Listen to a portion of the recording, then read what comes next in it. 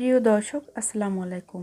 আজকে তৈরি করছি মাত্র 2টা ডিম আর 4 টেবিল চামচ গুঁড়া দুধ দিয়ে ভীষণ মজাদার ঠান্ডা পুডিংয়ের রেসিপি। আর এই পুডিংয়ের রেসিপিটা একদম তৈরি করতে পারবেন 10 থেকে 15 মিনিটের ভিতরে। আশা করি আজকের রেসিপি আপনাদের কাছে অনেক ভালো লাগবে। আর ভিডিও ভালো লাগলে প্লিজ আমার চ্যানেলটি সাবস্ক্রাইব করবেন। আর ভিডিও ভালো লাগলে অবশ্যই লাইক কমেন্ট শেয়ার করতে ভুলবেন না। আর অতিথি আপ্যায়নে এই পুডিংয়ের রেসিপিটা তৈরি করা যায় খুবই দ্রুত আর খেতেও ভীষণ মজা। এখন পুডিং তৈরি করব, আর তার জন্য প্রথমেই ক্যারামেল তৈরি করে নিতে হবে। ক্যারামেল ছাড়াও কিন্তু পুডিং তৈরি করা যায়, তবে সেক্ষেত্রে দেখতে কিন্তু বেশি একটা ভালো লাগে না। তো এইখানে একটি ফ্রাই প্যানে আমি 2 টেবিল চামচ চিনি আর সামান্য একটু পানি দিয়েছি। পানি ছাড়াও কিন্তু ক্যারামেল তৈরি করতে পারবেন, সেক্ষেত্রে কিন্তু ক্যারামেলটা একটু তেতো লাগবে আর খেতেও ভালো লাগবে না। তো হালকা একটু পানি দিয়ে এরকম নেড়েচেড়ে এখন অপেক্ষা করছি একদম চিনিটা মেল্ট হওয়া পর্যন্ত। এরকম হালকা একটু পানি দিয়ে ক্যারামেল তৈরি করলে সেক্ষেত্রে কিন্তু পুডিংয়ের কালারটাও খুব ভালো আসে আর খেতেও ভালো লাগে। তো আমি এখন ক্যারামেলের কালারটা আরেকটু ডিপ করতে চাচ্ছি, তো চুলাটা কিন্তু আমি অফ করে দিয়েছি। যেহেতু ফ্রাই প্যানটা অনেক গরম আছে, তাতে কিন্তু পুরো কালারটা চলে আসবে। এখন পুডিংয়ের ক্যারামেলটা রেডি হয়ে গেছে। আর আমি এই রকম একটা কেকের মোল্ড নিয়েছি। আপনারা চাইলে যে কোনো শেপেই এই পুডিংটা তৈরি করতে পারবেন, তবে আমি আজকে এরকম প্লেন কেকের মতো তৈরি করব। আর আমার ক্যারামেলটা ঢালতে গিয়ে এই মোল্ডের গায়ে একটু পড়ে গেছে, যাই হোক। এখন এখন মোল্ডের গায়ে ভালোভাবে এটা সেট করে দেব, যাতে ক্যারামেলটা খুবই সুন্দর লাগে পুডিংটা সেট করার পরে। এখন একটু টিস্যু দিয়ে মুছে নেব। তো দেখতে পাচ্ছি যে টিস্যু দিয়ে মোছা যায় না, যাই হোক আপনারা যখন ক্যারামেল ঢালবেন তখন একটু সাবধানে ঢালবেন, যাতে মোল্ডের গায়ে লেগে না যায়। যাই হোক, এখন এইদিকে পুডিং তৈরি করার জন্য আমার লাগবে 2টা ডিম। আপনারা যদি একদম বড় সাইজের তৈরি করতে চান, সেক্ষেত্রে 2টা ছাড়া মানে 4টা 6টা দিয়েও এই পুডিংটা তৈরি করতে পারবেন। তবে আমি 2টা ডিম দিয়ে তৈরি করছি, এটাই কিন্তু 5 জনে একদম ফুলভাবে খেতে পারছি। তো এখন আমি ভালোভাবে ডিম 2টা এখন ভালোভাবে ফেটে নেব, যাতে কোনো রকম আঠালো যে ডিমের ভিতরে একটা স্টিকি আঠালো ভাব থাকে, ওই ভাবটা যাতে না থাকে এরকম একটু নেড়েচেড়ে পেস্টের মতো তৈরি করে নিতে হবে। তো ভালোভাবে আমার নেড়েচেড়ে নিয়েছি। তো এইদিকে আরেকটি বাটিতে আমি নিয়ে নেব 4 টেবিল চামচ গুঁড়া দুধ। আপনারা চাইলে গুঁড়া দুধের পরিমাণটা বাড়িয়েও দিতে পারেন, তবে 2টা ডিমের জন্য এই গুঁড়া দুধ কিন্তু একদমই পারফেক্ট আছে। আর তার জন্য আমি হালকা একটু কুসুম গরম পানি নিয়েছি, যেহেতু আমি ফুল ক্রিম দুধ ইউজ করছি। আর আপনাদের কাছে যদি গুঁড়া দুধ না থাকে, সেক্ষেত্রে কিন্তু লিকুইড দুধ জাল দিয়ে ঘন করে নিতে পারেন।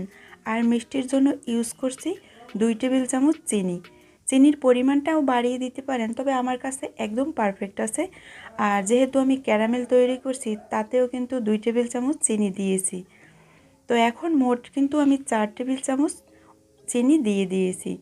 ক্যারামেলে 2 টেবিল চামচ আর এই দুধের ভিতরে 2 টেবিল চামচ। তো চিনিটা একদম গলা পর্যন্ত অপেক্ষা করছি, ভালোভাবে নেড়েচেড়ে চিনিটা যেন গোটা না থাকে সেই দিকে লক্ষ্য রাখবেন। এখন বড় একটি মিক্সিং বল নিয়েছি, তার ভিতরে সম্পূর্ণ লিকুইড দুধটা আমি ঢেলে নিয়েছি। আর এখন দিয়ে দেব ফেটানো ডিম 2টা। আর ফ্লেভারের জন্য এখানে আমি ইউজ করছি চকলেট এসেন্স। আপনারা চাইলে ভ্যানিলা অথবা যে কোনো এসেন্স ইউজ করতে পারবেন। আর যদি কোনো ধরনের এসেন্সই না থাকে, সেক্ষেত্রে কিন্তু চাইলে আপনি এলাচির গুঁড়া একটু থেতো করে দিতে পারেন, সেক্ষেত্রেও খুব সুন্দর ফ্লেভার পাওয়া যাবে।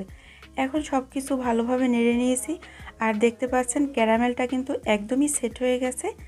এখন এরকম একটি ছাঁকনির সাহায্যে আমি এটা সেঁকে নেব, তাহলে কিন্তু পুডিংটা একদমই স্মুথ হবে। আর আমার চ্যানেলে আরও কয়েকটা পুডিংয়ের রেসিপি দেয়া আছে, চাইলে দেখে নিতে পারেন। আশা করি আপনাদের কাছে ভালো লাগবে।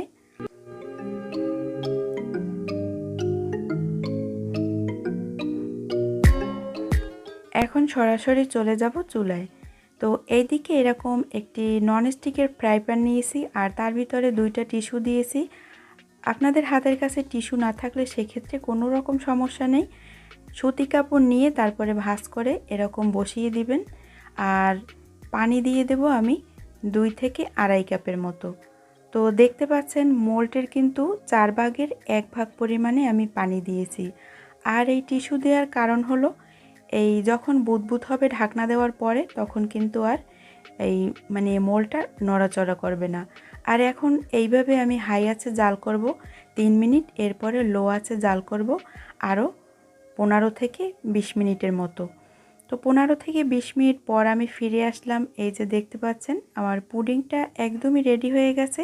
তারপরও আমি একটু চেক করে নেব যে রেডি হয়েছে কিনা।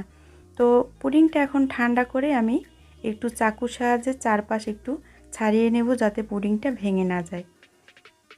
একদমই সহজ আর কি যে মজাদার, বাসায় একবার হলেও ট্রাই করে দেখবেন। যারা অলরেডি অনেকবার খেয়েছেন তাদের তো কথাই নেই, আর যারা একদমই নতুন পুডিং এখনও ট্রাই করা হয়নি তারা চাইলে এই রেসিপি দেখে তারপরে পুডিং তৈরি করতে পারেন। আশা করি নিরাশ হবেন না। আর এই পুডিংয়ের রেসিপিটা কিন্তু অসম্ভব মজাদার। আর আজকের ভিডিওতে কিন্তু আমি অনেকবারই ভয়েসে কিন্তু ভুল হয়েছে, যাই হোক আমাকে ক্ষমা করে দিবেন। আর এই পুডিংটা কিন্তু 5 থেকে 6 জনে কিন্তু একদমই খেতে পারবে অনায়াসে। তো আশা করি পুডিংয়ের রেসিপিটা আপনাদের কাছে অনেক ভালো লাগবে। বাসায় একবার হলেও ট্রাই করে দেখবেন, আপনার বাচ্চা তো ভীষণ পছন্দ করবে। আর অতিথি আপ্যায়নে এটা খুব দ্রুত তৈরি করা যায়। তো দেখা হবে নতুন পর্বে নতুন ভিডিওতে। ততক্ষণ সবাই ভালো থাকবেন আর আমার জন্য দোয়া করবেন। আল্লাহ।